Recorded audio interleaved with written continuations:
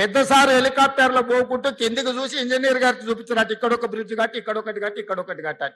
వారు పేపర్ మీద రాసుకున్నారు, కిందికి వచ్చారు, కాంట్రాక్టర్కి ఇచ్చారు, ఆయన కట్టిండు. ఇంత అధ్వానంగా గాల్లో నుంచి ప్రాజెక్టులను చూపించి 80,000 పుస్తకాలు చదివినా నేనే ఇంజనీర్ను, నేనే డాక్టర్ను, నేనే లాయర్ను, నేనే అని ఈరోజు నేనే దొంగనని ఆయనే చెప్పుకునే పరిస్థితులు ఈరోజు రాష్ట్రంలో దాపురించినాయి.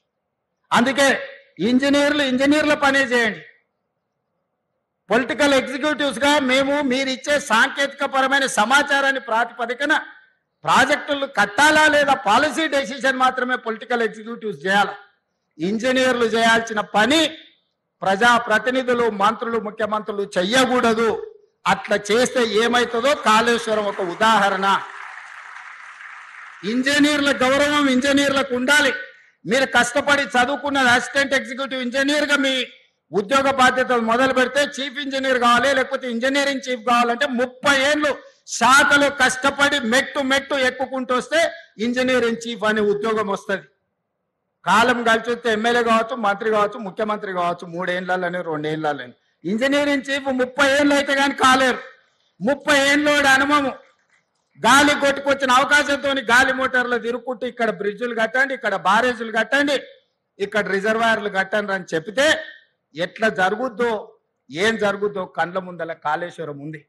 అందుకే ఎవరైనా అధికారులు, నేను స్పష్టంగా చెప్తున్నా, రాజకీయ నాయకులకు ఉన్న పరిమితమైన జ్ఞానంతో మీకు ఏదైనా చెబితే చేస్తే తర్వాత ఊచలు లెక్క పెట్టాల్సింది మీరే. ఎందుకంటే ఈరోజు వచ్చిన విచారణలు నిన్నమన్న విజిలెన్స్ అండ్ ఎన్ఫోర్స్మెంట్ కానీ, నేషనల్ డ్యామ్ సేఫ్టీ అథారిటీ ఇచ్చిన నివేదికలు కానీ ఇవన్నీ చూస్తే మొత్తం అధికారుల పేర్ల మీద రాసి పెట్టారు. ఇచ్చిన ఆదేశాలు ప్రజాప్రతినిధులకు సంబంధించినవి, అమలు చేసింది అధికారులు. ఇవాళ విజిలెన్స్ అండ్ ఎన్ఫోర్స్మెంట్ కానీ NDSA నివేదికల మొత్తం అధికారులను ఉరిదీయమని ఈరోజు వాళ్ళు నివేదికలు ఇచ్చింది. అంటే ఈరోజు ఏది పడితే అది కళ్ళు మూసుకొని చేస్తే ఏం జరుగుద్దో కాళేశ్వరం ఒక ఉదాహరణ. అందుకే శాఖలో మొదటి రోజు చేరబోతున్న మీకు రేపు భవిష్యత్తులో ఈ రాష్ట్రానికే బాధ్యత వహించే చీఫ్ ఇంజనీర్లుగా మీరు ఎదిగే అవకాశం ఉంది. మీరు కట్టే ప్రాజెక్టులు భవిష్యత్ తరాలకు మీరు అందించవలసిన బాధ్యత మీ మీద ఉన్నది. అందుకే మీరు కూడా సరైన విధంగా అంచనాలు వేసుకొని స్ట్రక్చరల్ ఇంజనీర్ ఏం పని చేయాలి, CDO సెంట్రల్ డిజైన్ ఆర్గనైజేషన్ నుండి ఇంజనీర్లు ఏం పని చేయాలి, ప్రాజెక్టులు సూపర్వైజ్ చేసే వాళ్ళు ఏం చేయాలా, ఎవరు ఏం పని చేయాలనో వాళ్ళు అదే పని చేయాలి. వెనకటికి సామెత ఉంది కదా, గాడిద చేయాల్సిన పని గాడిద చేయాలా, గుర్రం చేయాల్సిన పని గుర్రం చేయాలా అని. సో అందుకే ఎవరు చేయాల్సిన పని వాళ్ళు చేయాలనేదే నా సూచన. ఈరోజు తెలంగాణ రాష్ట్రానికి జరిగిన అన్యాయం గత పాలకుల నిర్ణయాల వల్ల, లోపభూయిష్టమైన ప్రాజెక్టుల నిర్మాణం వల్ల ఈరోజు ఏ ప్రాజెక్టు ఉంటుందో ఎప్పుడు కూలుతుందో తెలియదు. ఈ మధ్యలో సీతారామసాగర్ కూడా కట్టిన పిల్లర్స్ కానీ అన్ని కూలిపోయినట్టుగా అనిపిస్తుంది. రాజకీయాలు చేద్దాం 6 నెలల ముందు అయిపోయింది మీ పని, కానీ నిజాయితీగా పనిచేయండి, రాష్ట్ర ప్రయోజనాలు కాపాడండి. ఇవాళ నువ్వు అన్ని చిల్లర మాటలు, ఉద్దర మాటలు, అబద్ధాలు మాట్లాడి, అబద్ధాలు మాట్లాడి, మోసాలు మాట్లాడి ఇంకెన్ని రోజులు చేస్తావు రాజకీయము? పోయిన అసెంబ్లీ సమావేశాల్లో ఏం చెప్పినావు నువ్వు? 6 ప్రాజెక్టులు పూర్తి చేస్తా, 6.5 లక్షల ఎకరాలకు నీళ్ళు ఇస్తా అన్నావు. పూర్తి చేసిన ఒక్కటన్నా 6 చెప్పినావు నువ్వు. 6.5 లక్షల ఎకరాలకు నీళ్ళు ఇస్తా అన్నావు. 6.5 లక్షలు ఇచ్చిపెట్టు, 6,000 ఎకరాలకన్నా ఇచ్చినావా? ఇప్పుడు మళ్ళీ మొన్న బడ్జెట్లో పెట్టిండు. ఇది పోయిన బడ్జెట్ గోవిందా ఉత్తమ్ చెప్పింది తప్ప ఒక్క 6,000 ఎకరాలకు కూడా నీళ్ళు ఇవ్వలే.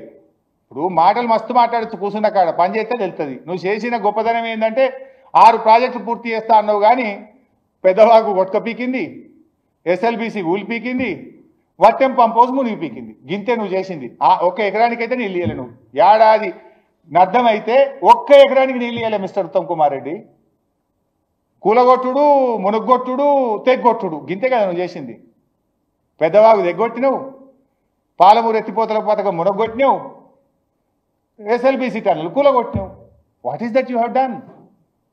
నువ్వేందో ఉద్ధరించినట్టు, నువ్వు సత్యహరిశ్చంద్ర లెక్క నేనంత పెద్ద ఉద్ధరించినాను మాట్లాడుతూ ఏం చేసినావు ఏడాది అర్థంలో? నువ్వు ఏడాది అర్థంలో నీ పాలనలో కనీసం 6,000 ఎకరాలకు నీళ్ళు ఇచ్చినావా?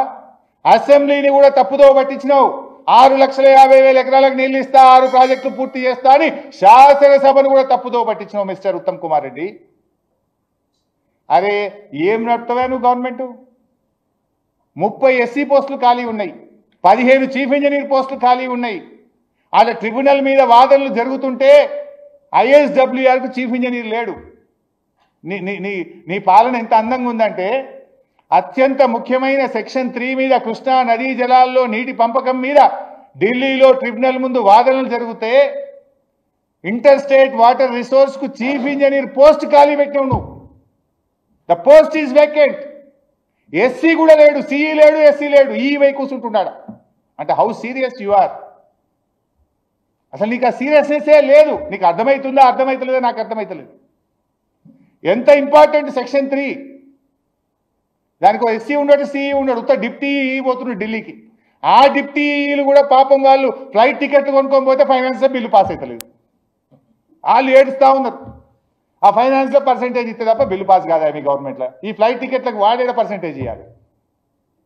ఇక నీ పాలనకు అంత గొప్పగా ఉంది. ఇంకా చెప్తే చాలా ఉండదు కానీ I will speak later. Thank you very much.